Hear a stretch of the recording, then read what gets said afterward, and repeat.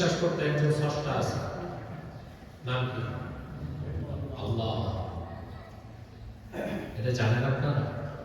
আপনি যদি বিশ্বাস করতে একজন স্রষ্টা, মক্কায় এমন একজন কুরাইশ কাফির ছিল না যে নাস্তিক ছিল, সবাই আস্তিক ছিল। কি ছিল? স্রষ্টাকে বিশ্বাস করত, আল্লাহ আছে বিশ্বাস করত, তিনি এক, এটা বিশ্বাস করত।